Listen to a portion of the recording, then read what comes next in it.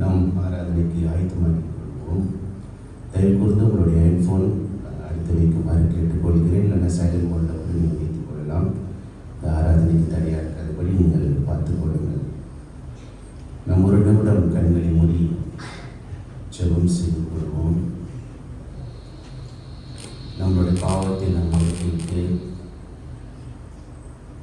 இந்த காலை ஆராதனையில் நம் முழு மனதோடு அவரை தொழுது கொள்ள அவர் நம்மளுக்கு கிருபை செய்ய வேண்டும். நம்மளோட பாவம் ஒரு தடையாக இருக்காதபடிக்கு ஜெபித்துக் கொள்வோம்.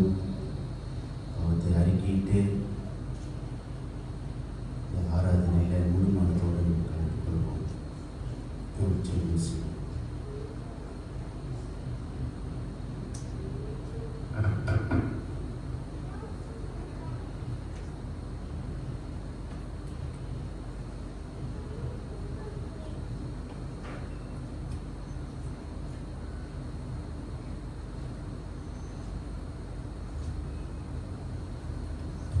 சங்கீதம் 95 வசனம் 1-2 நான் வாசிக்கிறேன்.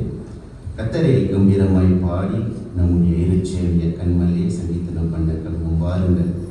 துதித்தலுடனே அவர் சந்நிதி முன்பாக வந்து சங்கீதங்களால் அவரை ஆர்ப்பரித்து பாடக்கடவும். அந்த கண்மலையான தேவனை நாம் போற்றி பாடுமனுமாக நாம் யாவரும் எழுந்து நின்று முதல் பாடலாக எங்கள் கண்மலையானவரே என்றும் காக்கும் தெய்வம் நீரே கையில் தட்டி உற்சாகத்துடன் பாடுவோம்.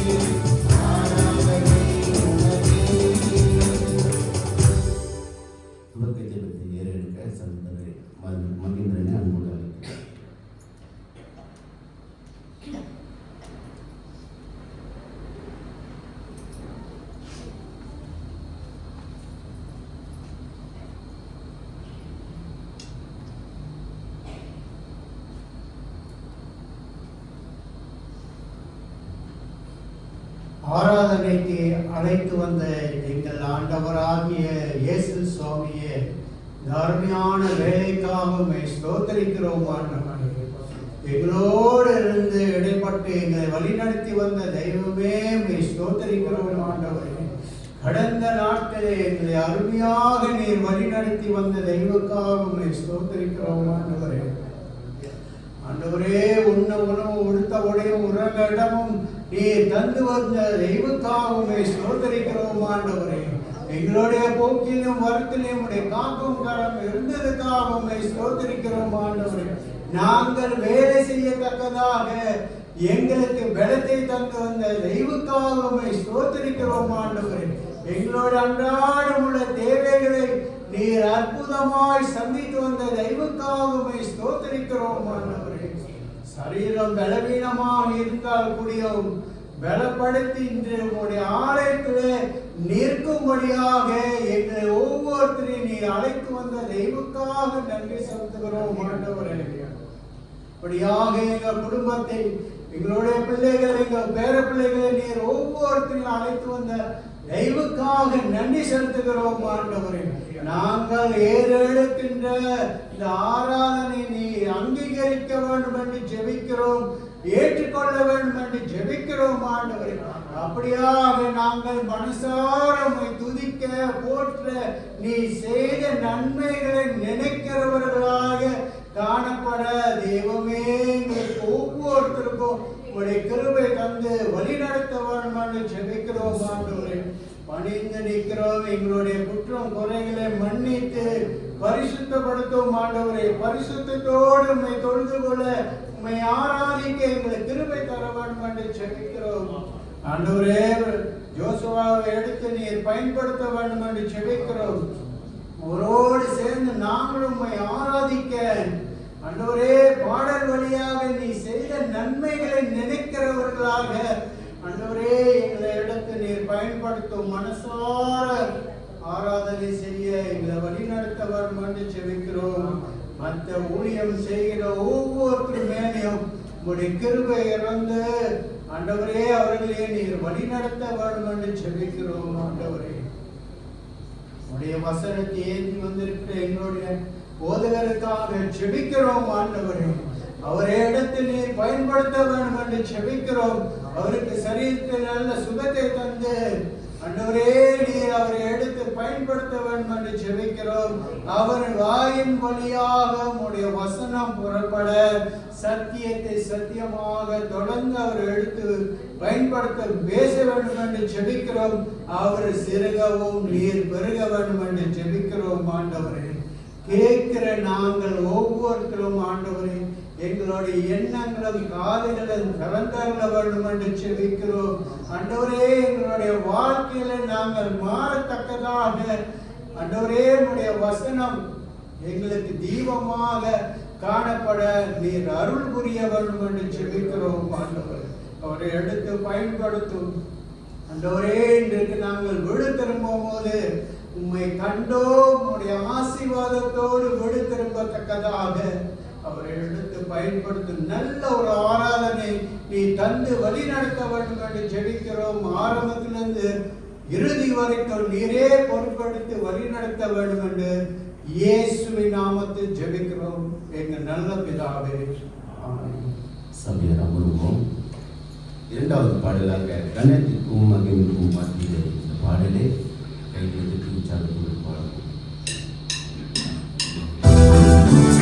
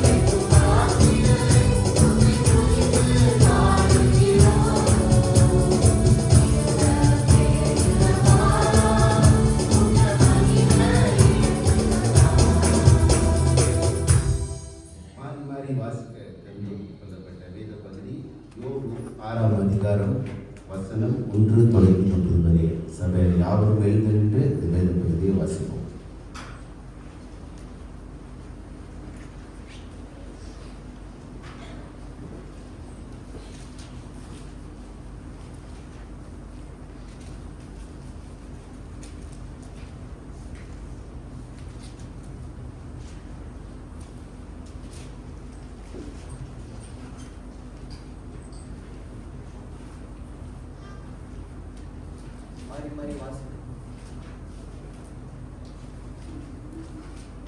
மாறி மாறி வாசிக்க எடுத்து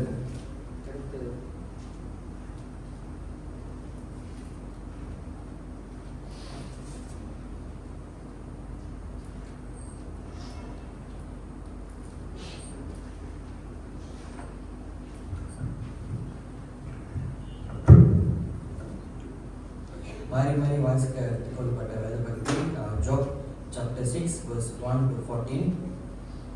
முதல் வசனம் நான் வாசிக்கிறேன். Then Job answered and said,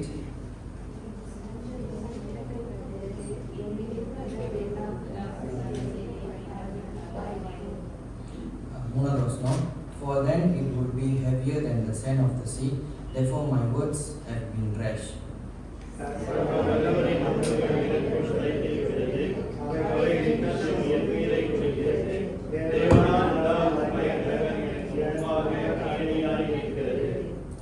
அஞ்சாவது வசனம், does the wild donkey bray when he has grass, or the ox low over his fodder?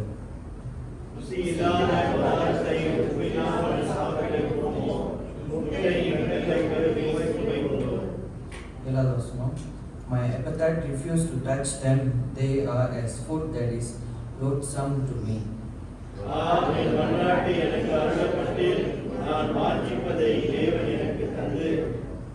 ஒன்பதாவது வசனம், that it will please God to crush me, that he will let loose his hand and cut me off.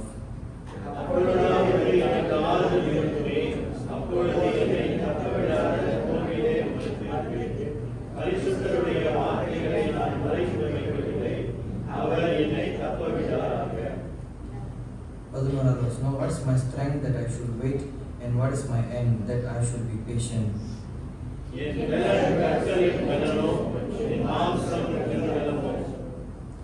பதிமூணாவது வசனம், if I any help in me when resource is driven from me. இறுதி வசனம் சேர்ந்து வாசிப்போம்.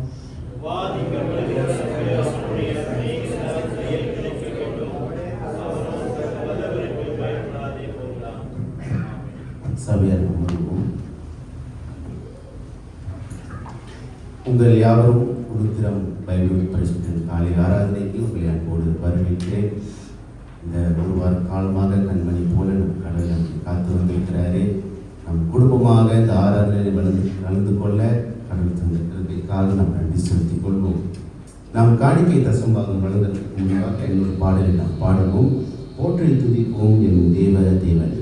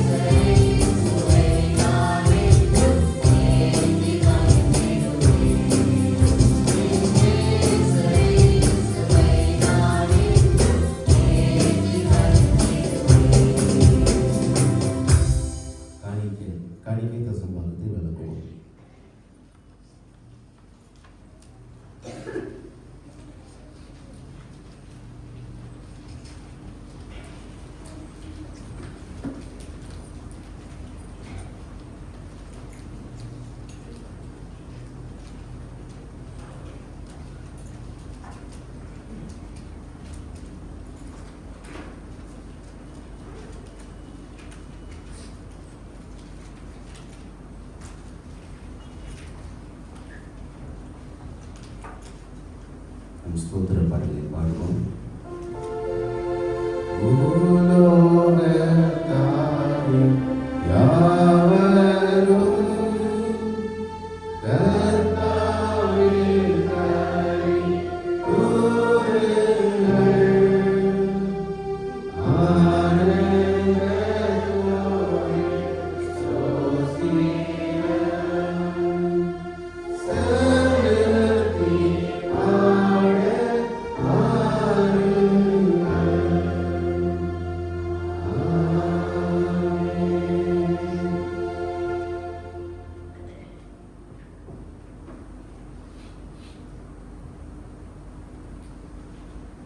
நன்றி ஆண்டவரே, நீங்க கொடுத்த நன்மை நேரத்துக்காக நன்றி ஆண்டவரே. நீங்க செய்த சகல நன்மை காரியங்களுக்காக நன்றி. தினமும் எங்களை தாங்கி வழியெடுத்து நம்ம அனுபவிக்கிறதுக்காக நன்றி சொல்லுங்க ஆண்டவரே. ஆண்டவரே, தொடர்ந்து சிப்பா எங்களை பற்ற குறைகள் மண்ணியும் ஆண்டவரே, நீங்க வந்து எங்க ஒவ்வொருத்தரும் சிப்பா கிருபையோ அன்பும் தந்து வழியனுக்காக நன்றி சொல்கிறேன். இந்த இடத்துல கூற வச்ச உங்களுடைய கிருபைக்காக நன்றி. தொடர்ந்து ஆண்டவரே காணிக்க போட்ட கருத்தையும் ஆசிரியர் சிப்பா உங்களோட தேவைகளும் சொன்னீங்க. அவங்க சுகத்து நல்ல சுகத்தை பலத்தை வழி எடுத்துங்க. தொடர்ந்து ஆண்டவரே இந்த காணிக்க பணத்தை ஆண்டவரே உங்களோட சித்தத்தை போல பயன்படுத்துறதுக்கு வழி எடுத்துக்க ஆண்டவரே.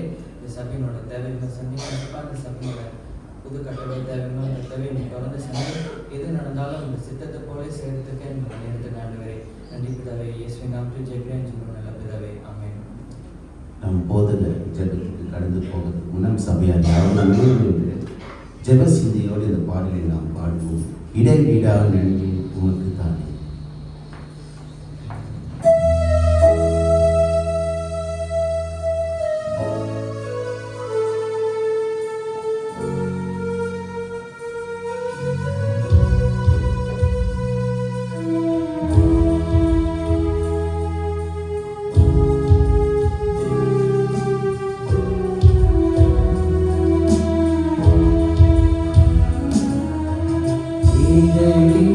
நன்றி உமக்கு தானே, இணையில்லாமே உமக்கு தானே.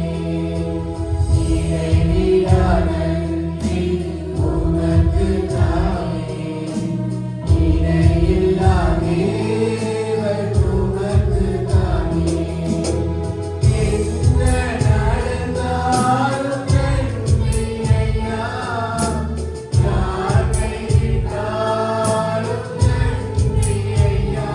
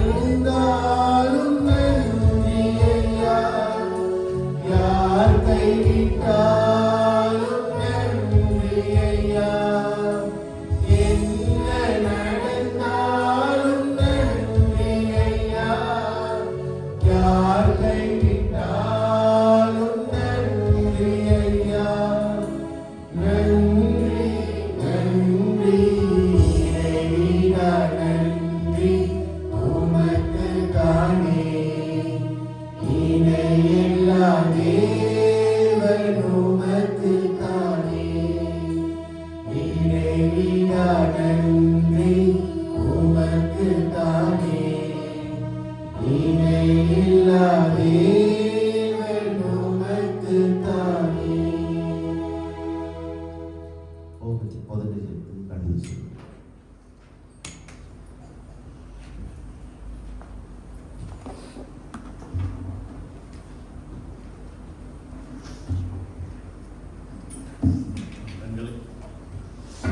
கண்களை மூடி நாம் செல்வோம்.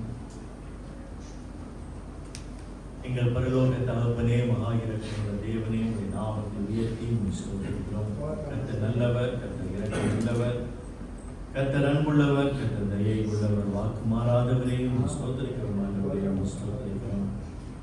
என்றென்றைக்கும் ஜீவிக்கிற எங்கள் தேவனே, எங்கள் உள்ளத்தை பிரகாசிக்க பண்ண வந்த இயேசு கிறிஸ்துவே ஸ்தோத்திரிக்கிறோம். ஸ்தோத்திரிக்கிறோம்.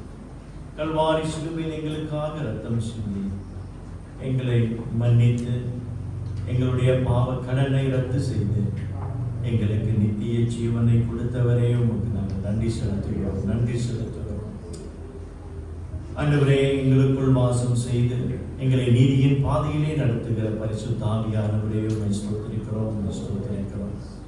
ஒவ்வொரு நாளும் உம்முடைய வசனத்தை கொண்டு எங்களுக்கு போதித்து எங்களை நடத்துபவரே உம்மை ஸ்தோத்திரிக்கிறோம். ஆண்டவரே, உம்மை ஸ்தோத்திரிக்கிறோம்.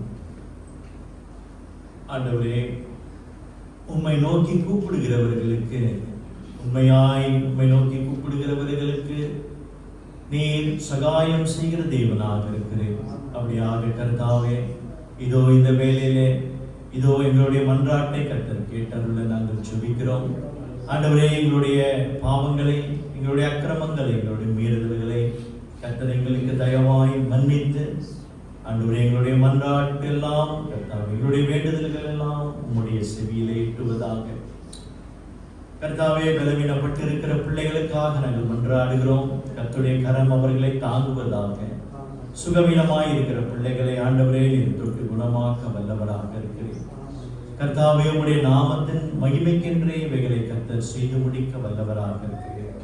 ஆண்டவரே, சரீரத்தில் சிரமப்படுகிற ஒவ்வொரு பிள்ளைகளையும் கர்த்தர் தயவாய் நோக்கி பார்த்த ஆண்டவரே, அவர்களுக்கு கர்த்தர் சுகத்தையும் பலத்தையும் கொடுக்க நாங்கள் ஜெபிக்கிறோம். சகோதரன் டேனிக்காக ஜெபிக்கிறோம். டயாலிசிஸ் செய்கிற மகனை கர்த்தர் தொடர்ந்து பலப்படுத்தி ஸ்திரப்படுத்தி வழிநடத்த கெஞ்சுகிறோம். ஆண்டவரே, சகோதரர் எரைக்காக நாங்கள் ஜெபிக்கிறோம். மகனையும் தொடர்ந்து கர்த்தர் பலப்படுத்தி கால் பூரண குணமடைந்த ஆண்டவரே மீண்டுமாக வேலைக்கு செல்ல மகனுக்கு கர்த்தர் உதவி செய்கிறாங்க. ஆண்டவரே, எங்கள் மத்தியில் இருக்கிற வயதானவர்களுக்காக மன்றாடுகிறேன்.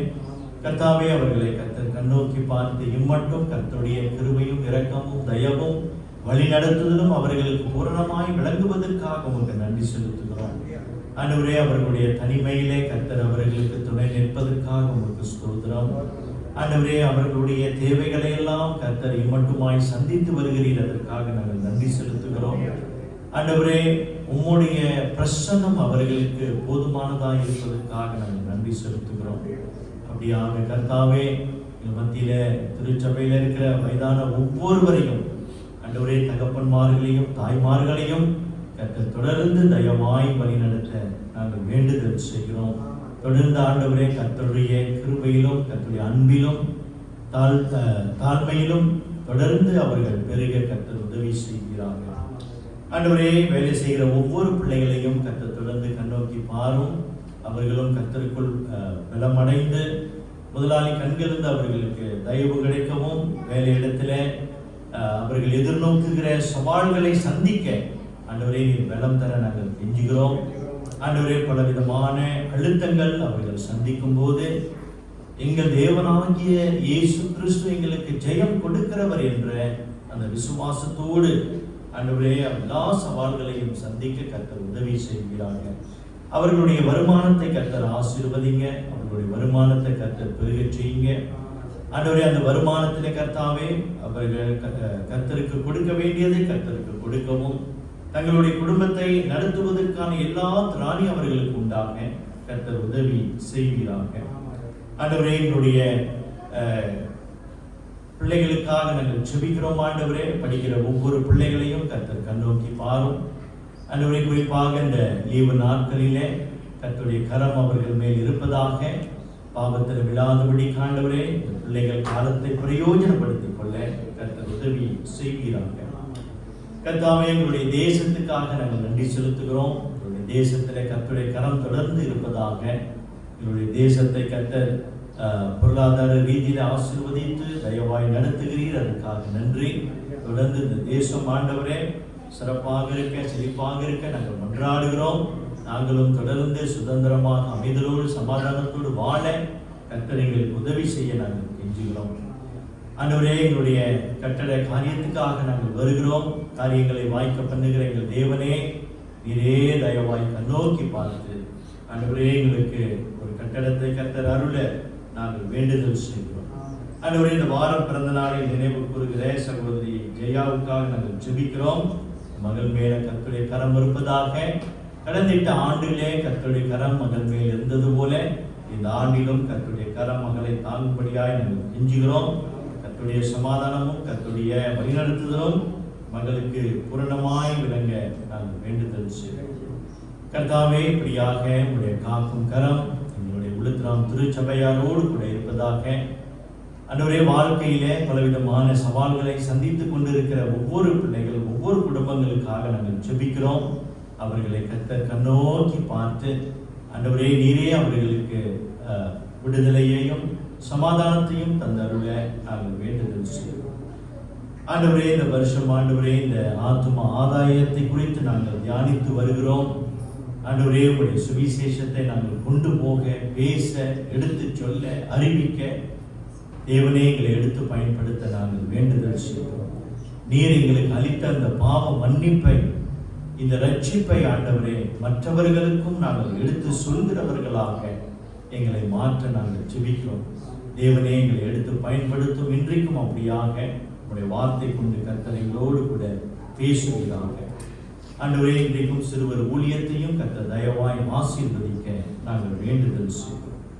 கர்த்தாவே, எங்களை தாழ்த்தி உடைய கருத்திலே ஒப்புக் கொடுக்கிறோம். நீரை ஆட்கொண்டு எங்களை வழிநடத்தும். விரட்சகரான இயேசு கிறிஸ்துவின் இன்ப நாமத்தில் இந்த ஜெபத்தை எடுக்கிறோம். எங்கள் ஜீவனுள்ள நல்ல பிதாவே, ஆமென். அமர்ந்த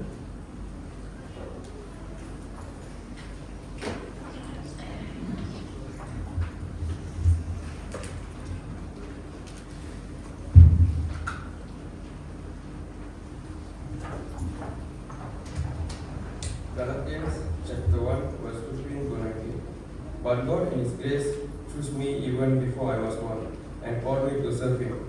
And when He decided to reveal His Son to me so that I might preach the good news about Him to the Gentiles, I did not go to anyone for advice. No, I did go to Jerusalem to see because who were apostles before me. Instead, I went at once to Arabia and then I returned to Damascus. It was 3 years later that I went to Jerusalem to obtain information from Peter, and I stayed with him for 2 weeks. I did not see any other apostle except James, the Lord's brother. Amen.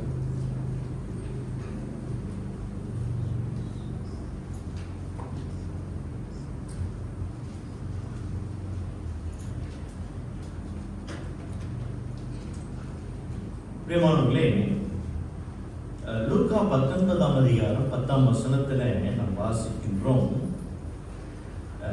கர்த்தராகிய இயேசு கிறிஸ்து சொல்கிறார், இழந்து போனதை தேடவும் ரட்சிக்கவுமே மனுஷகுமாரன் வந்திருக்கிறார். கர்த்தராகிய இயேசு கிறிஸ்துவினுடைய இந்த உலகத்துக்கு வந்த பிரதான நோக்கம் என்னவென்றால் மனுகுலத்தை ரட்சிக்க, பாவத்திலிருந்து அவர்களை ரட்சித்து அவர்களுக்கு நித்திய ஜீவனை கொடுக்கும்படியாகவே கர்த்தராகிய இயேசு கிறிஸ்து இந்த உலகத்துக்கு வந்தார். அந்த ரட்சணியத்தின் கிரியை அல்லது ரட்சணியத்தின் கிரியை, அந்த வேலையை, அந்த பணியை அவர் கல்வாரி சிலுவையில செய்து முடித்தார் என்பது நாம் அறிவோம். Jesus Christ had finished the work of salvation on the cross. அதை செய்து முடித்தார்.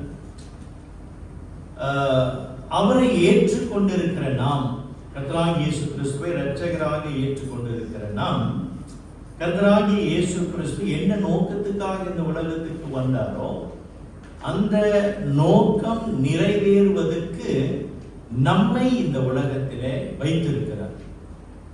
ஆகையினால நாம் சுவிசேஷத்தை அறிவிப்பதற்காக அல்லது சுவிசேஷத்துக்காக நாம் பிரித்தெடுக்கப்பட்டிருக்கிறோம் என்பதை நாம் உணர்ந்து கொள்ள வேண்டும்.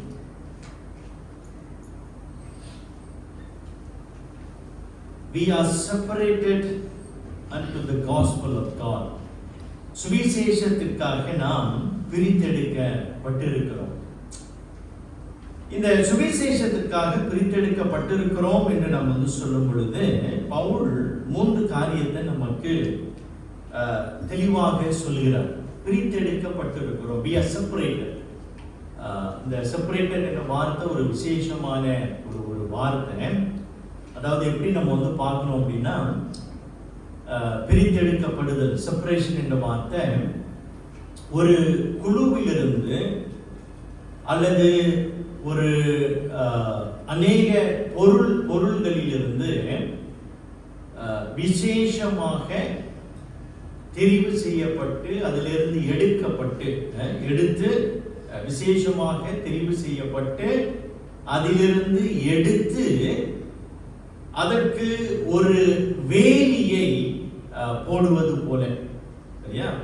ஒரு குழுவிலிருந்து அல்லது ஒரு அநேக பொருளிலிருந்து ஒன்றை விசேஷமாக தெரிவு செய்து அதை அந்த குழுவிலிருந்து அல்லது அந்த அநேக பொருளிலிருந்து அதை எடுத்து அதை வேலி இடுவது போல, ஒரு ஃபென்ஸ் உருவாக்குவது போல சொல்வதுதான் இந்த பிரித்தெடுக்கப்படுதல். அப்போ பவுல் எப்படி பார்க்கிறார் அப்படின்னா, விசுவாசிகள் கர்த்தராகிய இயேசு கிறிஸ்துவை ஏற்றுக்கொண்ட நாம் ரொம்ப விசேஷமானவர்களாக அவர் பார்க்கிறார். பவுலுடைய 13 நிருபங்களில அவர் எழுதும்போது இந்த விசுவாசிகள் எவ்வளவு விசேஷமானவர்கள் என்பதை அவர் ரொம்ப அழகாக எழுதியிருக்கிறார். அப்போ இந்த சுவிசேஷத்தை குறித்து பவுல் எழுதும்போது நாம் பிரித்தெடுக்கப்பட்டிருக்கிறோம், சுவிசேஷத்திற்காக நாம் பிரித்தெடுக்கப்பட்டிருக்கிறோம் என்று சொல்லும் பொழுது, முதலாவதாக நாம் தாயின் வயிற்றிலிருந்து பிரித்தெடுக்கப்பட்டிருக்கிறோம் என்பதை பவுல் நமக்கு காண்பிக்கின்றார். அந்த 15ஆம் வசனத்தில் நம்ம வாசிக்கிறோம், அப்படி இருந்தும் நான் என் தாயின் வயிற்றில் இருந்தது முதல் என்னை பிரித்தெடுத்து தம்முடைய கிருபையினால் அழைத்த தேவன் என்று பார்க்கிறோம். பிரியமானவர்களே, தாயின் வயிற்றிலிருந்து என்னை பிரித்தெடுத்தார் அப்படின்னு வாசிக்கும் போது இதுல 3 காரியங்களை நாம் பார்க்கிறோம். அதாவது முதலாவதாக தேவன் ஒரு குழந்தையின் வளர்ச்சியில் தேவன் ஈடுபட்டுள்ளார் என்று நம்ம பார்க்கிறோம். ஒரு குழந்தை, அதாவது ஒரு ஆணுடைய வித்து மனைவியுடைய இந்த முட்டை சேர்த்து வரும் பொழுது ஒரு குழந்தை உருவாகுது, சரிங்களா? அப்போ என்ன ஆகுது, அந்த நாளிலிருந்து தேவன், அதுக்கு முன்னதாகவே நம்ம பார்க்கிறோம், தேவன் அந்த குழந்தையின் வளர்ச்சியில தேவன் இருக்கிறார் என்று நம்ம பார்க்கிறோம். தாவீது ரொம்ப அழகாக சங்கீதம் 22:10 அவர் சொல்றாரு. வாசிங்க சங்கீதம் 22:10. ஆகையால் கண்ணிகள் உம்மை சூழ்ந்திருக்கிறது, அதுபோல உமக்கு வந்த பயங்கரம் உம்மை கலங்கப்படுகிறது. சரியா? சங்கீதம் 22:10.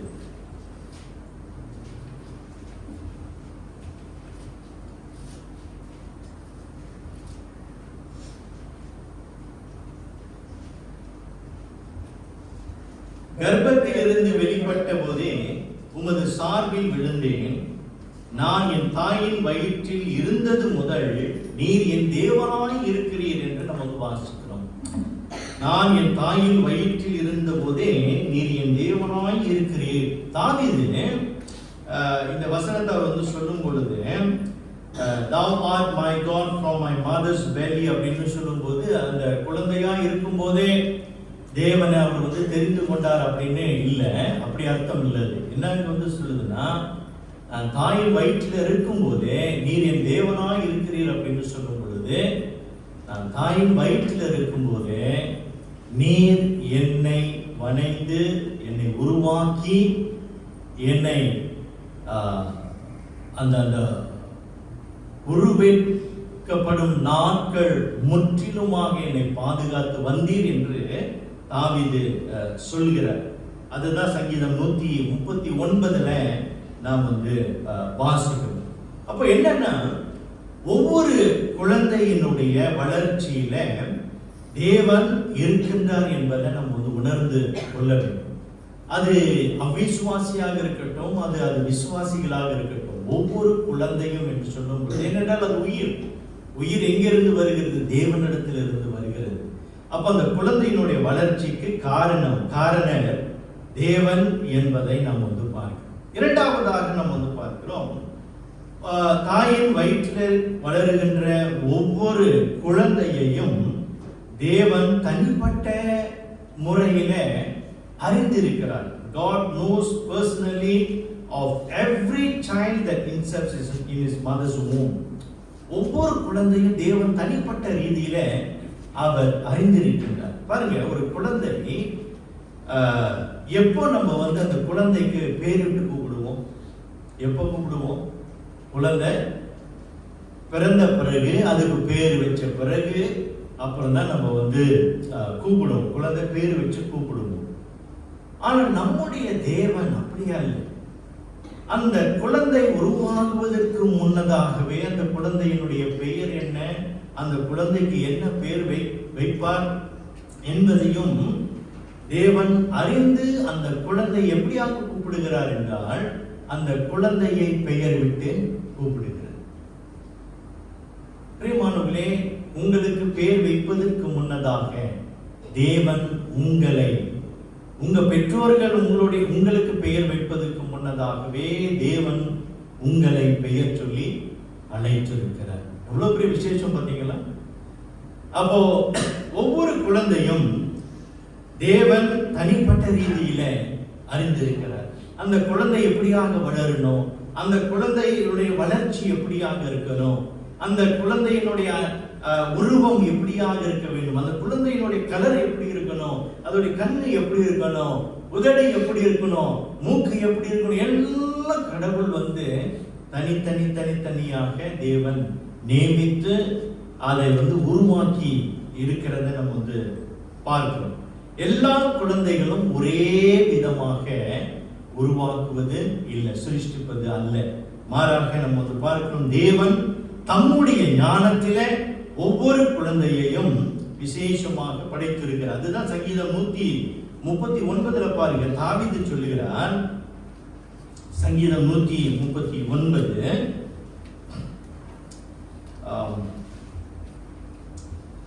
வசனம் 14 பாருங்க. நம்ம எல்லாரும் சேர்ந்து வாசிப்போம். அத சங்கீதம் 139 வசனம் 14, Psalm 139 verse 4. நம்ம எல்லாம் சேர்ந்து வாசிப்போமா? எடுத்துட்டீங்களா? ஓகே, வாசிப்போமா? 3 4. நான்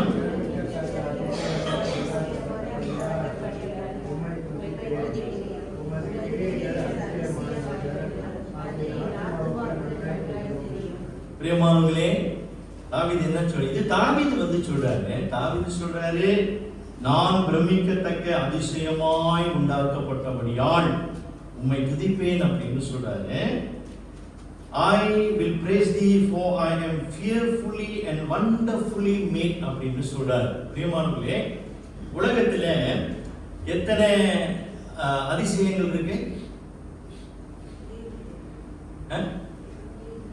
7 அதிசயங்கள்ல. ஆனா நான் சொல்றேன் 8 அதிசயம்.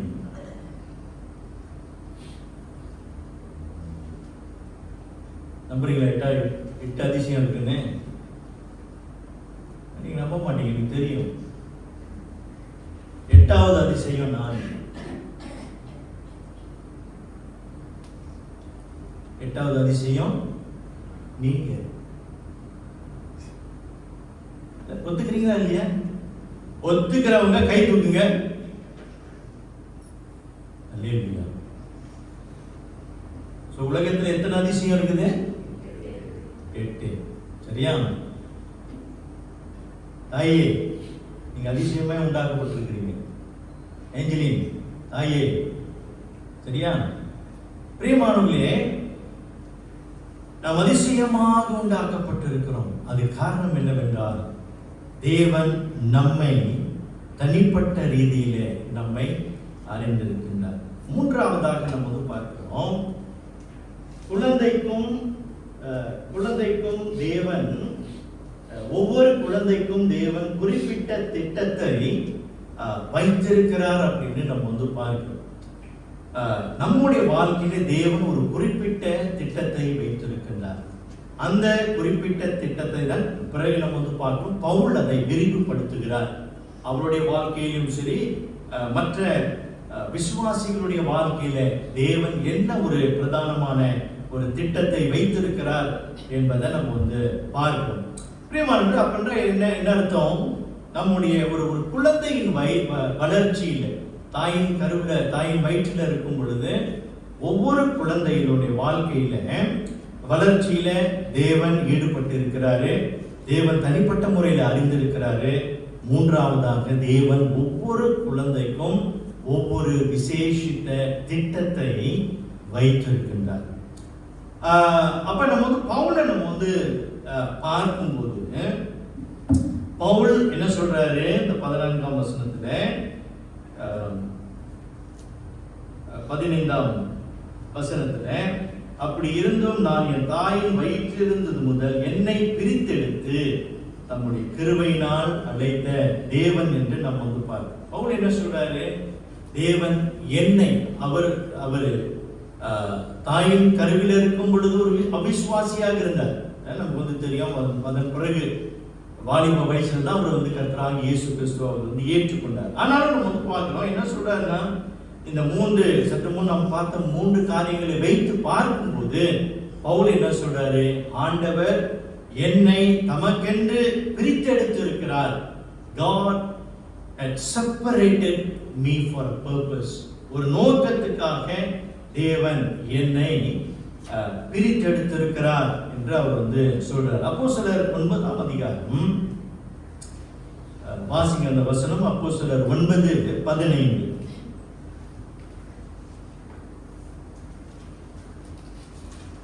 அப்போஸ்தலர் 9:15.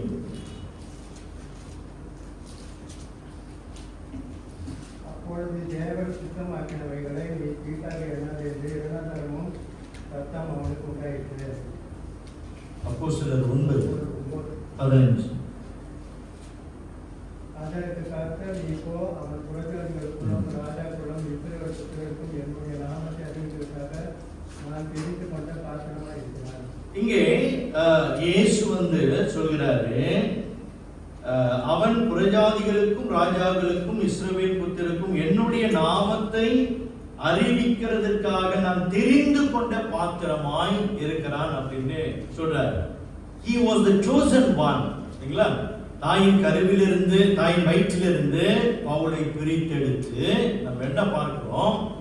இப்போ தேவனுடைய ஊழியத்தை பிரசங்கிக்க அல்லது சுவிசேஷத்தை அறிவிக்க பவுலை தேவன் தெரிந்து கொண்டார் என்று நாம் பார்க்கிறோம். அப்போ பிரியமானவர்களே, அந்த பிரதான திட்டம் என்ன? பவுலுடைய வாழ்க்கையில இந்த சுவிசேஷத்தை அறிவிக்க, இந்த சுவிசேஷத்தை கொண்டு போகும், புறஜாதிகளின் மத்தியில் சுவிசேஷத்தை கொண்டு போவதற்காகவே தேவன் அவரை தாயின் வயிற்றில் இருக்கும் போதே தெரிந்து கொண்டார் என்று நாம் பார்க்கிறோம். பவுல் இந்த தாயின் வயிற்றிலிருந்து என்னை தெரிந்து கொண்ட தேவன் என்று சொல்லும் பொழுது இன்னும் 2 தீர்க்கதரிசிகளை நம்ம பார்க்கிறோம். அவர்களும் இதே வார்த்தை தான் உபயோகித்தார்கள் அல்லது யூஸ் பண்றதை நம்ம பார்க்கிறோம். எரேமியா 1ஆம் அதிகாரத்துல, எரேமியா 1ஆம் அதிகாரம் 5ஆம் வசனம் வாசிங்க. நான் உன்னை தாயின் வயிற்றிலிருந்து உருவாக்கும் முன்னே உன்னை அறிந்தேன். நீ கர்ப்பத்திலிருந்து வெளிப்படும் முன்னே நான் உன்னை பரிசுத்தம் பண்ணி உன்னை ஜாதிகளுக்கு திருத்தத்தியாக கட்டளையிட்டேன் என்று சொன்னான். சரியா?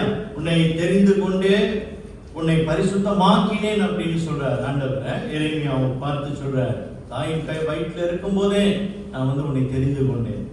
எசாயா 49 வாசிங்க. எசாயா 49 ஒன்றாம் வசனம்.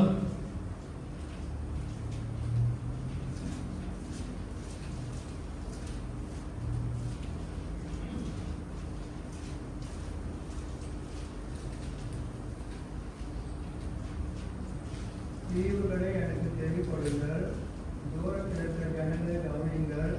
தாயின் கர்ப்பத்திற்கு முதல் கர்த்தர் என்னை அழைத்து நான் என் தாயின் வயிற்றில் இருக்கையில் என் நாமத்தை பிரஸ்தாபப்படுத்தினார்.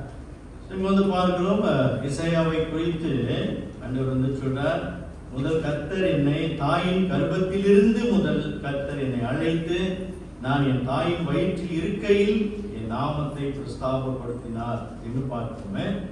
இங்கேயும் எசாயா பயன்படுத்துறோம். 5ஆம் வசனத்தில் நம்ம வாசிக்கிறோம், யாக்கோபை தம்மிடத்தில் திருப்பும்படி நான் தாயின் கர்ப்பத்தில் இருந்தது முதல் கர்த்தர் தமக்கு தாசனாக என்னை உருவாக்கினார் அப்படின்னு பார்க்கணுமே. ஒரு அந்த மனம் திரும்புதலின் செய்தியை கொண்டு போக தேவன் எசாயாவை ஒரு தாசனாக சேவனாக உருவாக்கினார் என்று நம்ம பார்க்கிறோம். அப்போ பிரியமானவர்களே, பவுல் மாத்திரமல்ல, எரேமியா மாத்திரமல்ல, எசாயா மாத்திரமல்ல, இன்றைக்கு நாம் எல்லாரும் கர்த்தராகிய இயேசு கிறிஸ்துவினுடைய வெளியேறப்பட்ட இரத்தத்தினால் மீட்கப்பட்ட நாம் ஒவ்வொருவரையும் தேவன் என்ன செய்திருக்கிறார்? தாயின் கருவில் இருந்து நம்மை பிரித்தெடுத்து இந்த உன்னதமான ஊழியத்திற்கு தேவன் நம்மை என்ன செய்திருக்கிறார்? பிரித்தெடுத்திருக்கிறார் என்று பார்க்கிறோம். ஒரு நோக்கத்துக்காக தேவன் நம்மை இந்த உலகத்தில கொண்டு வந்திருக்கிறார். பிரியமானவர்களே, உங்களுக்கு தெரியுமா நீங்கள் எல்லாம் சாதனையாளர்கள் என்று? நீங்கள் எல்லாம் சாதனையாளர்கள் என்பது உங்களுக்கு தெரியுமா? தெரியுமா? தெரியாது. நீங்கள் யாவரும் சாதனையாளர்கள். ஒத்துக்கிறீங்களா? ஒத்துக்கலையா? என்ன அதெல்லாம் அப்படியே அமைதியா இருக்கிறீங்க? நீங்க எல்லாம் உலகத்தின் 8வது அதிசயம் சொன்னா பேசாம இருக்கிறீங்க, சாதனையாளர் சொன்னாலும் பேசாமையே இருக்கிறீங்க, எல்லாம் கொம்சி பாச்சாய் மூட்ல இருக்கிறீங்களோ? சரியா? இப்ப நான் என்ன சொன்னேன்? நீங்கள் எல்லாம் சாதனையாளர். ஒத்துக்கிறீங்களா? எப்படி எப்படி சாதனையாளர்கள்? பிரியமானவர்களே, இதுதான் சயின்ஸ் நம்ம பார்க்கணும். சரியா? சயின்ஸ்ல என்ன சொல்லுவாங்க, ஒரு கணவனுடைய இந்த வித்து வெளியாகும் போது மில்லியன் கணக்கில் வெளியாகுதான். அதுல ஒன்று முட்டையோடு சேர்ந்து உருவாகி ஒரு குழந்தையாக உருவாகி நீங்க உலகத்துக்கு வந்திருக்கிறீங்க. சரியா? மில்லியன் எல்லாம் போய் அந்த மில்லியன்ல ஒண்ணு நீங்க. அப்ப சாதனையாளர் தானே நீங்க. போட்டி போட்டி எப்படி வந்திருக்கோம் நம்ம எல்லாம். சரியா? சாதனையாளர் இல்ல. அப்போ சாதனையாளர்களாகி நீங்களும் நானும் இந்த சாதனையோடு கூட கர்த்தராகிய இயேசு கிறிஸ்துவின் வெளியேறப்பட்ட இரத்தத்தினால் மீட்கப்பட்டு இன்னும் ஒரு பெரிய சாக்கியமான பாக்கியத்தை நமக்கு கொடுத்து இன்றைக்கு இந்த சுவிசேஷத்தை அறிவிக்க கர்த்தர் நம்மை பிரித்தெடுத்திருக்கிறார் என்று சொல்லும் பொழுது எவ்வளவு ஒரு விசேஷம் இல்ல. இன்னைக்கு அநேக விசுவாசிகள் இன்னைக்கு ஏன் இயேசு குறித்து சொல்ல மாட்டாங்க அப்படின்னாக்க காரணம் என்னன்னா, நாங்க அந்த அந்த விசேஷமான பாத்திரமாக இருக்க மாட்டோம் இல்லையே அப்படின்னு தான் நினைச்சு கொண்டு இருக்கிறாங்க. அதாவது இந்த ரோமர் புத்தகத்தை நம்ம தியானித்து வரும் பொழுது நம்ம என்ன பார்க்கணும்னா, நான் என்ன சொல்றேன், நம்ம பாவிகள் இல்ல, நம்ம நீதிமான் அப்படின்னு சொல்லும் போது அது ஏற்றுக்கொள்ள கஷ்டமா இருக்குது. இல்ல, நாங்க பாவி. சரியா? ஐயா உங்களை நீதிமான் ஆக்கிட்டாரு. அந்த மாதிரி இன்றைக்கு இந்த விசேஷம் நமக்கு புரிய மாட்டேங்குது. எப்போ ஒரு விசுவாசி நான் கர்த்தருக்காக பிரித்தெடுக்கப்பட்டிருக்கிறேன், நான் விசேஷமாக பிரித்தெடுக்கப்பட்டிருக்கிறேன் என்று அவன் உணரும் போது பவுலை போல இந்த சுவிசேஷத்தை கொண்டு போகிறவனாக அந்த துடிப்பு அவனுக்குள்ளாக இருக்கும். இரண்டாவது பாருங்க, என்ன பார்க்கிறோம் என்றால் தன் மகனை வெளிப்படுத்த பிரிக்கப்படுதல். Okay, separated to reveal his son. இந்த கலாத்தியர் 1ஆம் அதிகாரத்தில் நீங்க பாருங்க 16ஆம் வசனத்தில் தம்முடைய குமாரனை நான் புறஜாதிகளிடத்தில் சுவிசேஷமாய் அறிவிக்கும் பொருட்டாக அவரை எனக்குள் வெளிப்படுத்த பிரியமாய் இருந்தபோது உடனே நான் மாம்சத்தோடும் இரத்தத்தோடும் யோசனை பண்ணாமல் அப்படின்னு சொல்றார். தன்னுடைய குமாரனை நான் புறஜாதிகளிடத்தில் சுவிசேஷமாய் அறிவிக்க. பவுல் தேவனால் நான் பிரித்தெடுக்கப்பட்டிருக்கிறேன் அப்படின்னு அவர் சொல்லும் பொழுது தன்னை வெளிப்படுத்தவோ தன்னை வெளிப்படுத்த அவர் இப்படி சொல்லல. நான் யாரு நமக்கு நல்லாவே தெரியும். பவுல் ஒரு ஒரு ஒரு ஒரு ஒரு பிரதானமான ஒரு மனுஷன், சரிங்களா? ரட்சிக்கப்படுவதற்கு முன்னதாக நம்ம பார்க்கிறோம். நல்ல அரசாங்கத்தில் நல்ல ஒரு உயர் பதவியில் அவர் இருந்தவர். மெத்த படிப்பு படித்தவர். கமாலியல் என்ற ஸ்காலர்ஸ் ஞானி அவர் கீழே படித்த ஒரு ஒரு மனுஷன். கிரேக்கு மொழியை நல்ல கற்றுக்கொண்ட ஒரு மனுஷன். வேதத்தை பிரமாணங்களை முற்றிலுமாக கடைபிடித்த ஒரு மனுஷன். ஸோ கடவுளுக்காக ஒரு வைராக்கியம் கொண்ட ஒரு ஒரு மனுஷனாக நம்ம பார்க்கிறோம். ஆனால் பவுல் தேவன் என்னை தாயின் வயிற்றிலிருந்து பிரித்தெடுத்தார் என்று சொல்லும் பொழுது தன்னை வெளிப்படுத்த அப்படி சொல்லல. மாறாக நம்ம பார்க்கிறோம், தம்முடைய குமாரனை, தன்னை ரட்சித்த தேவனை வெளிப்படுத்த தேவன் என்னை தாயின் வயிற்றிலிருந்து என்னை தெரிந்து கொண்டார் என்று அவர் சொல்றார். அப்போ பவுலை நம்ம பார்க்கும்போது என்னன்னா, கிறிஸ்துவை வெளிப்படுத்துவதற்கு பவுலுக்கிட்ட எந்த ஒரு தகுதியும் இல்லை. பவுல்கிட்ட எந்த ஒரு தகுதியும் இல்லை. அவர் நல்ல உயர்ந்த ஒரு மனுஷன். சமுதாயத்தில், படிப்புல, அந்தஸ்துல ஒரு உயர்ந்த ஒரு மனுஷனாக காணப்பட்டாலும் இந்த உலக இரட்சகரை வெளிப்படுத்துவதற்கு அவர்கிட்ட எந்த ஒரு தகுதியும் இல்லை. எந்த ஒரு ஒரு பாத்திரமும் அவர்கிட்ட இல்லை. ஏனென்றால் பவுலை பொறுத்த வரைக்கும் அவருடைய அடையாளமாக இருக்கட்டும், அவருடைய படிப்பாக இருக்கட்டும், அவருடைய அந்தஸ்தாக இருக்கட்டும், அவர் எப்படி பார்க்கிறார் என்றால் எசாயா 64:6 சொல்வது போல நம்ம பார்க்கிறோம், எங்களுடைய நீதிகள் எல்லாம் அழுக்கான கந்தை போல இருக்கிறது. சரியா? என்னுடைய படிப்பாக இருக்கட்டும், என்னுடைய அந்தஸ்தாக இருக்கட்டும், என்னுடைய அடையாளமாக இருக்கட்டும், என்னுடைய பதவியாக இருக்கட்டும், அது தேவனுக்கு முன்னதாக ஒன்றும் இல்லை. அப்போ பிரியமானவர்களே, நம்ம பார்க்கும்போது என்னன்னா, தம்முடைய குமாரனை வெளிப்படுத்துவதற்கு பவுலை விசேஷமாக ஆண்டவர் தெரிவு செய்திருக்கிறார் அப்படின்னு பார்க்கணும். அதுதான் இந்த 15ஆம் வசனத்தை கடைசியில பாருங்க. அப்படி இருந்தும் நான் என் தாயின் வயிற்றில் இருந்தது முதல் என்னை பிரித்தெடுத்து தம்முடைய கிருபையினால் அழைத்த தேவன் அப்படின்னு பார்க்கணும். சரிங்களா? அப்ப பவுல் எங்க கனெக்ட் பண்றாரு? தன்னுடைய அந்தஸ்து, படிப்பு இதெல்லாம் இல்லை. கிறிஸ்துவை வெளிப்படுத்துவதற்கு அதெல்லாம் ஒன்றும் உதவாது. மாறாக தேவனுடைய கிருபை அப்படின்னு சொல்றாரு. அந்த கிருபை தான் தேவன், அந்த கிருபை தான் என்னை தாயின் கருவிலிருந்து தெரிவு செய்து இந்த கிறிஸ்துவை, தேவனுடைய குமாரனாகிய கிறிஸ்துவை வெளிப்படுத்த என்னை வைத்தது என்று அவர் சொல்றார். பிரியமானவர்களே, பவுல் வெளிப்படுத்துகிற கிறிஸ்து இது ரொம்ப ரொம்ப முக்கியம். இன்னைக்கு தான் நம்ம பார்க்கிறோம், கிறிஸ்டியானிட்டி, இந்த கிறிஸ்தவம் இன்றைக்கு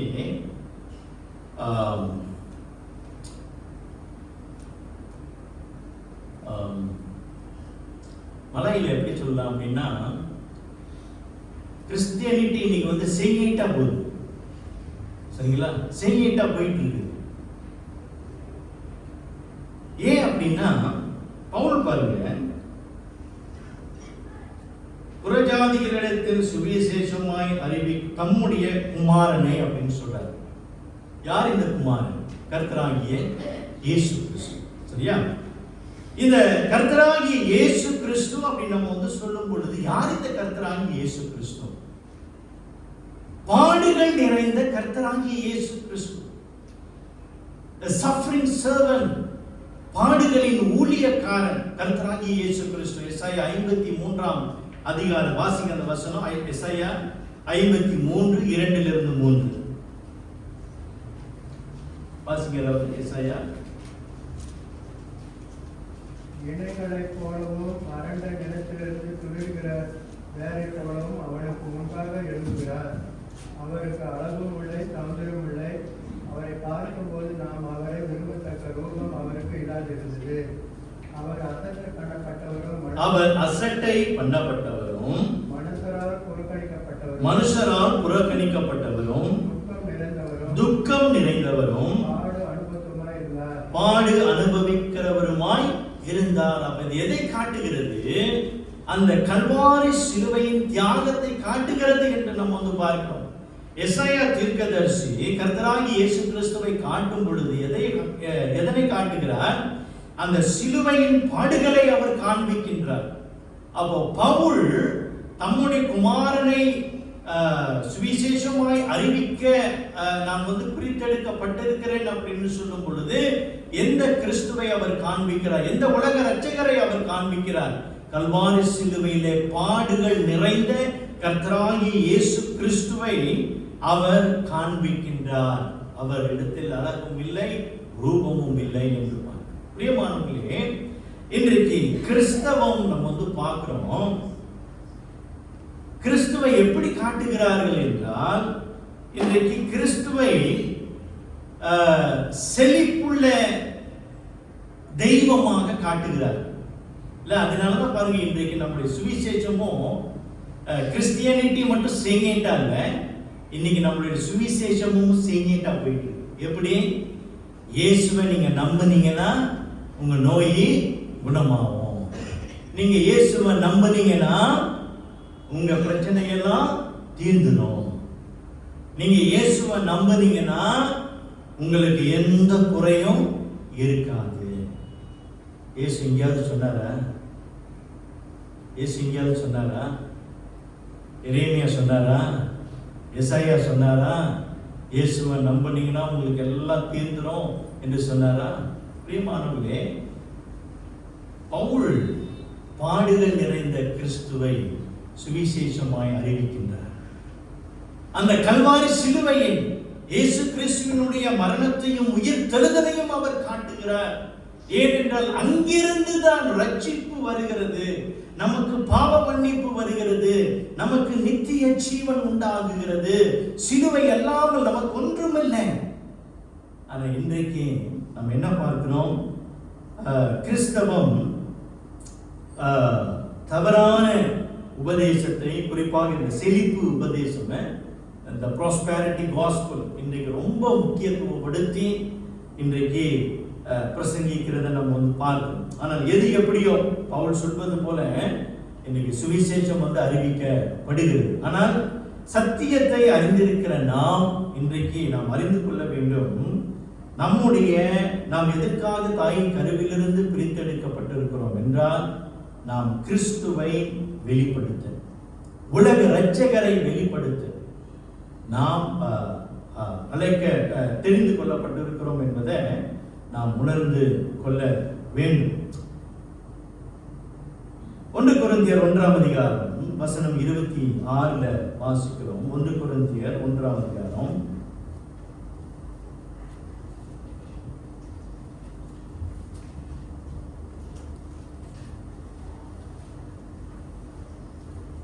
வாசிக்கும் 26 1 கொரிந்தியர் 1ஆம் அதிகாரம். எப்படி என்கிற சகோதரரே, நீங்கள் அழைக்கப்பட்ட அழைப்பை பாருங்கள். மாம்சத்தின்படி ஞானிகள் அநேகரில்லை, வல்லவர்கள் அநேகரில்லை, பிரபுக்கள் அநேகரில்லை. ஞானிகளை வெட்கப்படுத்தும்படி தேவன் உலகத்தில் பைத்தியமானவர்களை தெரிந்து கொண்டார். பலமுள்ளவைகளை வெட்கப்படுத்தும்படி தேவன் உலகத்தில் பலவீனமானவைகளை தெரிந்து கொண்டார். 28 உள்ளவைகளை அவமாக்கும்படி உலகத்தின் இழிவானவைகளையும் அற்பமாய் எண்ணப்பட்டவைகளையும் இல்லாதவைகளையும் தேவன் தெரிந்து கொண்டார். பிரியமானவர்களே, முதல் பார்க்கிறோம், தேவன் யாரை தெரிந்து கொண்டார் அப்படின்னு சொல்லும் பொழுது இழிவானவர்களை, பலவீனமானவர்களை, ஒன்றும் இல்லாதவர்களை தேவன் வந்து தெரிந்து கொண்டார் அப்படின்னு நம்ம வந்து பார்க்கணும். சரிங்களா? அதாவது இன்றைக்கு நம்ம கிட்ட பெரிய படிப்பு இல்லை, நம்ம பெரிய அந்தஸ்துல இல்லை. ஆனால் தேவன் பாருங்க, இன்றைக்கு நம்மை தாயின் கருவிலிருந்து பிரித்தெடுத்து நம்முடைய குமாரனை வெளிப்படுத்த தேவன் நமக்கு அந்த வாக்கியத்தை நமக்கு வந்து கொடுத்திருக்கிறார். அப்போ இன்றைக்கு இந்த உன்னதமான நோக்கத்தை நம்ம வந்து அறிந்திருந்தோமானால், இன்றைக்கு யாரெல்லாம் நம்ம வந்து சந்திக்கிறோமோ அவர்களிடத்துல இந்த கல்வாரி சிலுவையில நமக்காக மரித்து உயிர்த்தெழுந்த இயேசு கிறிஸ்துவை நாம் அறிவிக்க நம்ம வந்து பிரயாசப்படுவோம். ஒரு சமயத்துல ஒரு சகோதரி நினைக்கிறேன், இந்த பல வருடங்களுக்கு முன்பு சகோதரி வந்து என்னை கூப்பிட்டாங்க. பாஸ்டர், ஒரு ஃபேமிலி இருக்குது, குடும்பம் இருக்கு, அவங்களுக்கு சுவிசேஷம் சொல்லணும் அப்படின்னு. சரி அப்படின்னு சொல்லி நான் போனேன். அவங்க வந்தாங்க.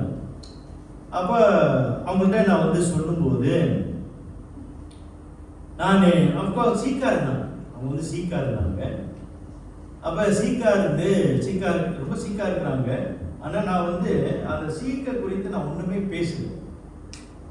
அவங்களுக்கு வேண்டியதெல்லாம் சுகம்தான் கிடைக்கணும். ஆனால் நான் வந்து அது வந்து ஒன்றும் பேசல.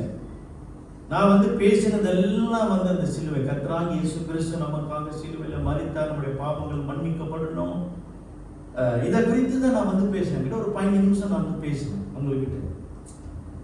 அப்புறம் எல்லாம் பார்த்துட்டு வெளியே வரும்போது, வீட்டுக்கு போகும்போது சகோதரியை பார்த்து கேட்டாங்க, பாஸ்டர், அந்த சிஸ்டருக்கு வேண்டியது சுகம், நீங்க என்ன பாஸ்டர் சிலுவையை பத்தியே பேசிட்டு இருக்கீங்க, மரணத்தை பத்தி பேசிட்டு இருக்கீங்க, பாவ மன்னிப்பு பத்தி பேசிட்டு இருக்கீங்க அப்படின்னு அவங்க வந்து கேட்டாங்க. பிரியமானவர்களே, அப்ப நான் வந்து சொன்னேன் அவங்ககிட்ட, சிஸ்டர், இந்த சரீரம் வந்து நோய் இதெல்லாம் வந்து மனுஷனுக்கு வரும். ஆண்டவர் குணமாக்க வேண்டும் என்று நினைச்சால் எப்படி வேணாலும் குணமாக்கிடும். ஆனா அவங்களுடைய ஆத்மாவுக்கு வேண்டியது என்ன? இந்த சுவிசேஷம். இந்த சுவிசேஷத்தை நாம் வந்து இன்றைக்கு அறிவிக்காவிட்டால் எப்பொழுது அறிவிக்கிறது? அவங்க ஆத்மீகம் குணமடையணும், அவங்க ஆத்மா செழிப்பா இருந்தா தான் அவங்களுடைய சரீரம் செழிப்பாக இருக்கும் அப்படின்னு நான் வந்து சொன்னேன். அப்ப பிரியமானவர்கள், இன்னைக்கு என்னன்னா, உலகம் வந்து என்ன எதிர்பார்க்குதுன்னா, இந்த சுகம் கொடுக்கிற இயேசு, இந்த பிரச்சனைகளை தீர்க்கிற இயேசு, இதுதான் வந்து உலகம் வந்து இன்னைக்கு எதிர்பார்த்து கொண்டிருக்கு. ஆனால் இன்றைக்கு நாம் அறிவிக்க வேண்டிய இயேசு யாரு?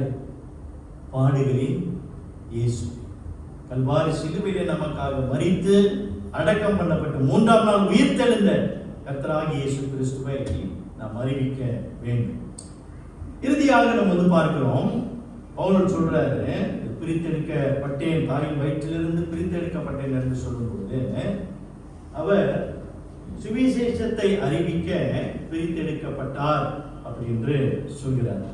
அந்த அப்போஸ்தலர் 9ஆம் அதிகாரத்தில் மறுபடியும் வாங்குங்க. அப்போஸ்தலர் 9ஆம் அதிகாரம், சற்று முன் வாசிப்போம்ல, அந்த வசனத்தில் பாருங்க, 9:5. ஓகே, இங்க வந்து நம்ம வந்து பார்க்கிறோம், கர்த்தராகிய இயேசு கிறிஸ்துவை பவுல் தமஸ்குஸ் வழியில ஒரு வெளிச்சத்தை வந்து பார்க்கிறாரு. அந்த வெளிச்சத்தை வந்து பார்க்கும்போது 5ஆம் வசனத்துல வாசிக்கிறோம், அதற்கு அவன், ஆண்டவரே, 4ஆம் வசனம், அவன் தரையிலே விழுந்தான். அப்பொழுது, சவுலே சவுலே, நீ என்னை ஏன் துன்பப்படுத்துகிறாய் என்று தன்னுடனே சொல்லுகிற ஒரு சத்தத்தை கேட்டான். அதற்கு அவன், சவுல் சொல்றார் பவுல், ஆண்டவரே நீ யார் என்றான். அதற்கு கர்த்தர், நீ துன்பப்படுத்துகிற இயேசு நானே, முள்ளில் உதைக்கிறது உனக்கு கடினமாம் என்றார். சரிங்களா? நீ துன்பப்படுத்துகிற இயேசு நானே. சரியா? நீ துன்பப்படுத்துகிற இயேசு நானே, உனக்காக நான் சிலுவையிலே மரிக்க போகிறேன் என்ற அந்த இயேசுவை தனக்கு வெளிப்படுத்துகிறத நம்ம வந்து பார்க்கணும். அப்போ பிரியமானவர்களே, என்னென்றால் இங்க பாருங்க, தாயின் கருவிலே பவுலை ஆண்டவர் பிரித்தெடுத்திருந்தாலும் இங்க வந்து ஒரு ஒரு முக்கியமான ஒரு ஒரு காரியம் வந்து நடக்குது. சரிங்களா?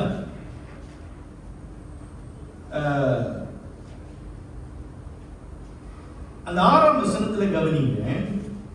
அவன் நடுங்கி திகைத்து, ஆண்டவரே, நான் என்ன செய்ய சித்தமாய் இருக்கிறீர் என்றான். அதற்கு கர்த்தர், நீ எழுந்து பட்டணத்துக்குள்ளே போ, நீ செய்ய வேண்டியது அங்கே உனக்கு சொல்லப்படும் என்றார். இந்த 5ஆம் வசனத்துக்கும் 6ஆம் வசனத்துக்கும் இடையில ஒரு காரியம் வந்து நடக்குது. பவுல் கிறிஸ்துவின் வெளிச்சத்தை பார்க்கிறார். கிறிஸ்து தன்னை வெளிப்படுத்துகிறார். சரிங்களா? வெளிப்படுத்துகிறார். வெளிப்படுத்தின உடனே இயேசு தன்னை வந்து வெளிப்படுத்தின உடனே 6ஆம் வசனத்துக்கு நம்ம வந்து வரும் பொழுது சவுல் வந்து கேட்கிறாரு, நான் என்ன செய்ய சித்தமாய் இருக்கிறேன். பிரியமானவர்களே, நீங்க நல்லா கவனிக்கணும். என்னன்னா, தாயின் கருவிலிருந்து ஆண்டவர் பிரித்தெடுத்தது உண்மைதான், தெரிந்து கொண்டது உண்மைதான், உன்னதமான நோக்கத்துக்காக தெரிந்து கொண்டது, தெரிவு செஞ்சதெல்லாம் உண்மைதான். ஆனா இங்க ஆண்டவர் தம்மை வெளிப்படுத்தும் பொழுது ஒரு முக்கியமான காரியத்தை நம்ம வந்து பார்க்கிறோம். இங்கே சவுல் அந்த வெளிச்சம் வரும் பொழுது, தனக்குள்ளாக அந்த வெளிச்சம் வரும் பொழுது என்ன செய்கிறார்? அவர் கீழ்ப்படுகிறதை நாம் வந்து பார்க்கிறோம். உங்களுக்கு ஞாபகம் இருக்கா? எசாயா 6ஆம் அதிகாரத்திலிருந்து நான் வந்து பிரசங்கிக்கும் போது நான் வந்து என்ன சொன்னேன்? எசாயா 6ஆம் அதிகாரத்தில் என்ன பார்த்தோம்? அங்க எசாயா வந்து என்ன சொல்றாரு? யாரை நான் அனுப்புவேன் என்று ஆண்டவர் கேட்கிறாரு. அதற்கு எசாயா என்ன சொல்றாரு? இதோ அடியேன் இருக்கிறேன், என்னை அனுப்பும் அப்படின்னு சொல்றாரு. ஆண்டவர் சுத்தப்படுத்திட்டாரு. சுத்தப்படுத்தின பிறகு ஆண்டவர் கேட்கிறாருன்னா, யாரை அனுப்புவேன்னு கேட்கிறாரு. அப்படின்னா என்ன? ஆண்டவர் என்ன எதிர்பார்க்கிறாரு? நீ கீழ்ப்படிந்து என்னோட சத்தத்துக்கு செவி கொடு. அப்போ ஆண்டவர் அழைக்கிறார், உண்மைதான், தெரிவு செய்கிறார் என்பது உண்மைதான். ஆனால் அந்த கீழ்ப்படிதல் நமக்குள்ளாக வரும் பொழுது ஆண்டவர் என்ன செய்கிறார்? நம்மை எடுத்து சுவிசேஷத்தை அறிவிக்க பயன்படுத்துகிறத நம்ம வந்து பார்க்கணும். பிறகு நம்ம வந்து பார்க்கிறோம், அவளுடைய வாழ்க்கையில எவ்வளவு துரிதமா, எவ்வளவு துடிப்பா அவர் வந்து இந்த சுவிசேஷத்தை அறிவிக்கிறத நம்ம வந்து பார்க்கிறோம்ல. 1 Corinthians 9:16 பாருங்க, அவருடைய அந்த அந்த அந்த வைராக்கியம், அந்த ஜீலஸ் நீங்க வந்து பாத்தீங்கன்னாக்கா, அவர் சொல்றாரு, சுவிசேஷத்தை நான் பிரசங்கிக்காவிட்டால் எனக்கு ஐயோன்றார். அந்த அளவு, அந்த எக்ஸ்ட்ரீம் அவர் வந்து போயிட்டார். சரிங்களா? ஏனென்றால் தனக்காக சிலுவையில மரித்த அந்த கர்த்தராகிய இயேசு கிறிஸ்து அவர் வந்து பார்க்கும்போது, அந்த சிலுவையின் மரணமும் உயிர்த்தெழுதல அவரு அதுக்கு விலை இல்லை. சரிங்களா? அதுக்கு அது மதிப்பிட முடியாது. அவ்வளவு உயர்வாக அது வந்து பார்த்து தன்னுடைய உயிரையும் கூட அவர் ஒரு பொருட்டாக எண்ணுவதில்லை. அதனாலதான் அவர் வந்து சொல்றாரு, கிறிஸ்துவை அறிகின்ற அறிவுக்காக, மேன்மைக்காக எல்லாவற்றையும் நான் என்ன எப்படி என்றாரா? குப்பையாக எண்ணுகிறார். எல்லாமே குப்பைன்றார். அவர் படிப்பு, அந்தஸ்து, பதவி எல்லாமே குப்பைன்றார். அவரோட வாழ்க்கையில பிரதானமாய் அவர் பார்க்கிறது எது? கல்வாரி சிலுவையின் தியாகம், இயேசு கிறிஸ்துவின் உயிர்த்தெழுதல அவர் வந்து பார்க்கிறார். அப்ப பிரியமானவர்களே, எதற்காக நீங்களும் நானும் பிரித்தெடுக்கப்பட்டிருக்கிறோம்?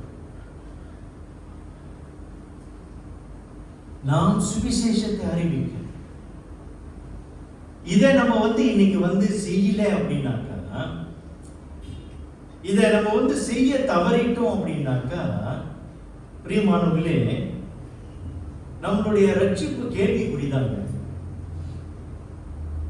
நம்முடைய ரட்சிப்பு வந்து கேள்விக்குறிதான்.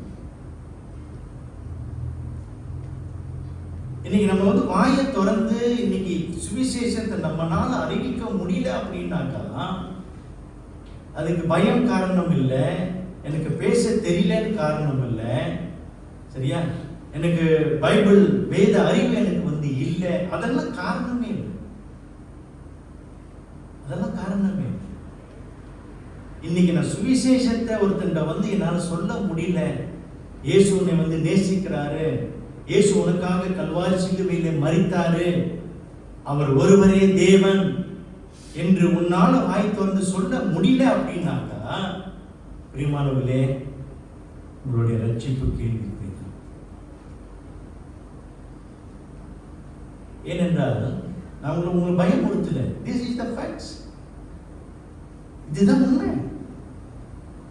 ஏனென்றால் எனக்காக கல்வாரி சிலுவையில் மரித்த இயேசு, என்னுடைய பாவங்களை மன்னித்த இயேசு, எனக்கு நித்திய ஜீவனை கொடுத்த இயேசு, அந்த வெளிச்சம், நானே வழியும் சத்தியம் ஜீவனுமா இருக்கிற அந்த இயேசு எனக்குள்ள அந்த வெளிச்சம் வந்திருக்குது அப்படின்னு நான் வந்து சொல்லும்போது அந்த வெளிச்சத்தை நான் எப்படிங்க மூட முடியும்?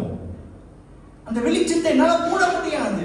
அந்த வெளிச்சத்தை குறித்து நான் பேசுகிறவனாக நான் காணப்படுவேன். அந்த வெளிச்சத்தை நான் வந்து பேசணும் பேசணும் பேசணும். அந்த அந்த அந்த அந்த துடிப்பு நமக்குள்ள அது வந்து பவுலுடைய துடிப்பை பாருங்க. ரோமர் 1ஆம் அதிகாரத்துல பாருங்க. ரோமர் 1ஆம் அதிகாரம்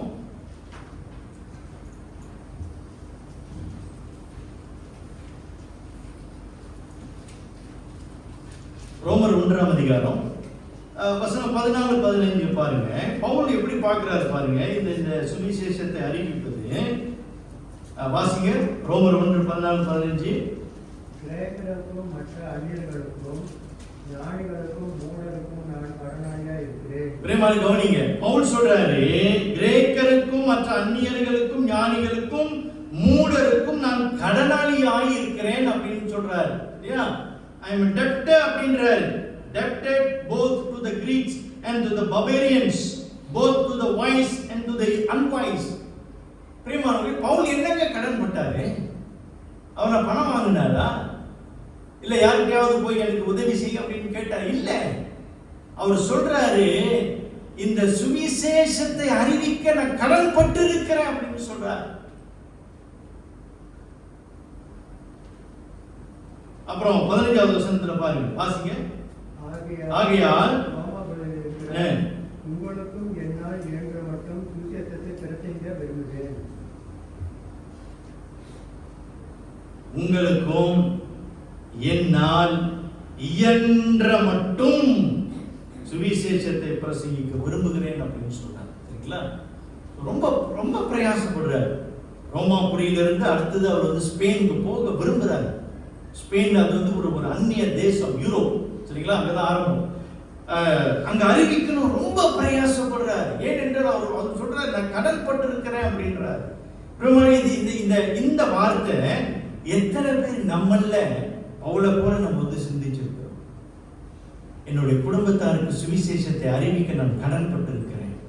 என்னுடைய நண்பர்களை சுற்றி நண்பர்கள் இருக்கிறாங்க, அவிசுவாசி நண்பர்கள், வேலை இடத்துல பள்ளிக்கூடத்துல என்னை சுற்றி அவிசுவாசிகள் இருக்கிறாங்க, அவர்களுக்கு சுவிசேஷத்தை அறிவிக்க நான் கடன் பட்டு இருக்கிறேன் என்ற அந்த உணர்வு எப்பயாவது நமக்கு வந்திருக்குதா? வரணும் வரணும். எப்பொழுது மெய்யாய் நான் வந்து ரட்சிக்கப்பட்டிருக்கிறேன் என்றால் அந்த உணர்வு நமக்குள்ள வரும். அதனாலதான் சொல்றேன், சுவிசேஷத்தை நம்ம வந்து அறிவிக்க முடியலன்னா நம்முடைய ரட்சிப்பு கேள்விக்குரிய.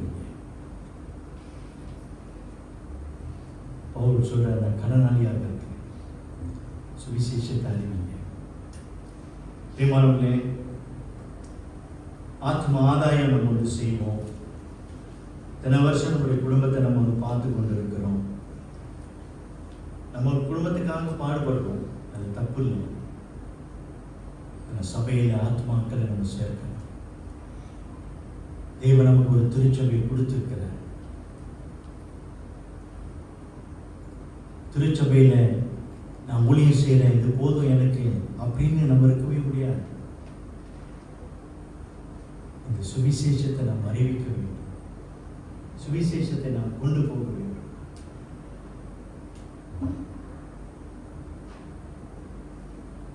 சுவிசேஷத்தை பிரசங்கிக்க தேவன் உங்களை உங்கள் தாயின் வயிற்றிலிருந்து பிரித்தெடுத்திருக்கிறார். சுவிசேஷத்தை பிரசங்கிக்க ஆயத்தமாக இருக்கிறீர்கள். இப்போ இந்த ஆத்ம ஆதாயம் செய்து இந்த பிரசங்கத்தை இப்போ 2 மாசம் நம்ம கேட்டுக்கிட்ட வரோம். எத்தனை பேர் உங்கள ஒருத்தருக்கிட்டையாவது போய் சுவிசேஷத்தை சொல்லியிருக்கீங்க? ஒருவர்கிட்டையாவது இந்த சுவிசேஷத்தை சொல்லியிருக்கிறீங்க?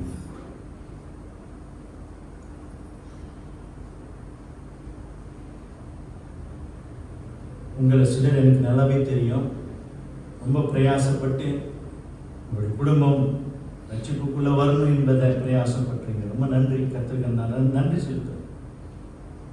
கடந்த வாரத்தில் தாயார் மேரிய அவங்களுடைய உறவினர் 2 குடும்பத்தார் போய் சந்தித்து அவங்களுக்கு சுவிசேஷத்தை அறிவிக்க கர்த்தர் கிருபை கொடுத்தார்.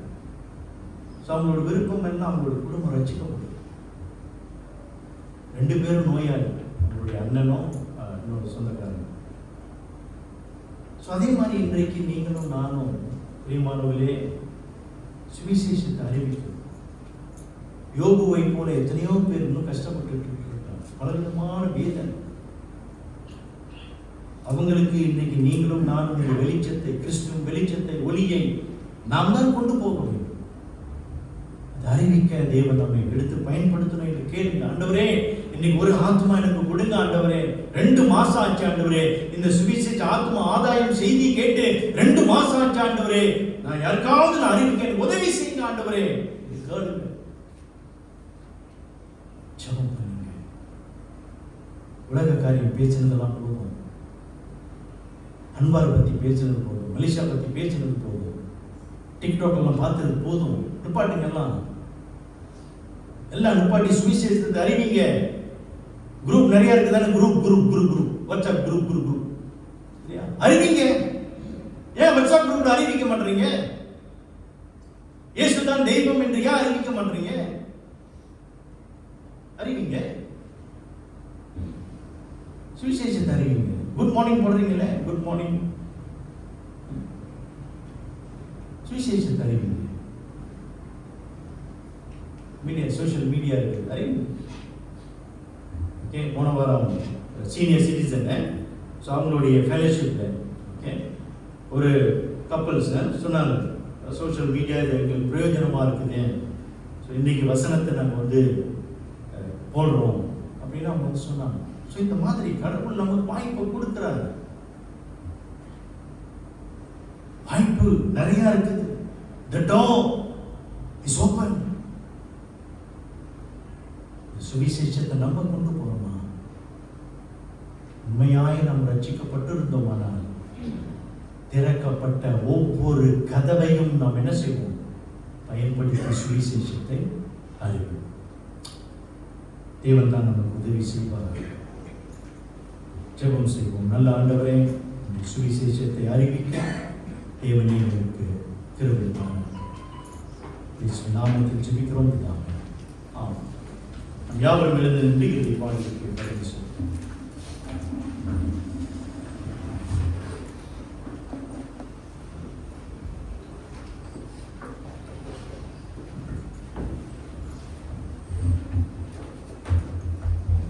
இறுதி பாடலுக்கு கடந்து செல்வோம். அழிந்து போகின்ற ஆத்துமாக்களை தினமும் தினமும் இருக்கு.